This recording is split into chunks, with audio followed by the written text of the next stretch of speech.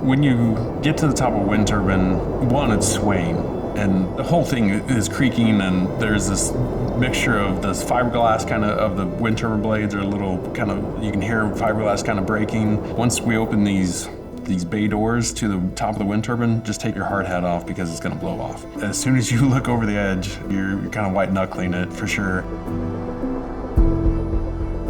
My previous job was working as a controls engineer for wind turbines. So I worked in a wind turbine design house. So we designed wind turbines for manufacturers from all over the world. Well, a friend of mine was a technician, and they would do inspections at the end of a warranty. And so he called me one day and he said, we have to haul up this huge suite of equipment to put on every turbine to test whether things are going bad. Do you think there's something simple that we could use to identify when a bearing is going bad? And I remember growing up on a farm, and we would literally listen to a bearing using a stethoscope and like a steel rod, or you could put like a broomstick on a bearing and you can physically hear it as it starts to scrape, and you can hear it go bad. So that's where the idea was born out of. Jitterbug is a device that will help wind turbine owners save about 30% in maintenance costs, and it does this by helping detect when a wind turbine's main bearings are starting to fail. Maintenance managers at that farm are going to be able to dial into each wind turbine and see its current state of vibration, more or less. And what that will do is they can use that to plan what turbines need to be repaired. Every wind turbine owner's fear is as soon as this big crane leaves that cost them $300,000 to get out there, is that another turbine is going to fail. So if they know the state of all the wind turbines, they can fix as many as they can while that crane is on site.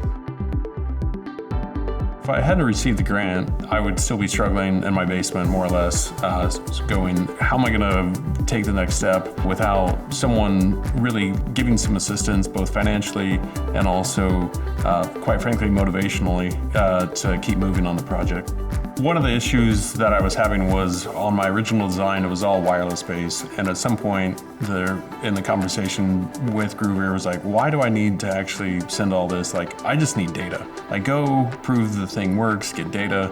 So what we did was take out the complexity of the project or reduce the complexity of the project. So if I would have stayed focused on getting Bluetooth to work, I wouldn't have moved very far in the project, because it's a hard problem to solve, I guess is the best way to say it. There's professionals that spend their life in the Bluetooth world. Taking that complexity out helped move the project forward, and it showed me like, oh, I've got a serious design flaw and I need to shift altogether. That was possible because, reducing that complexity and just making it simple.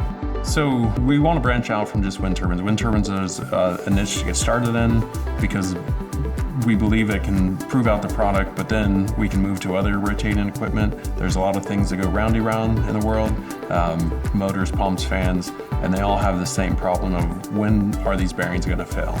So we hope to apply the same technology to the other rotating equipment industry.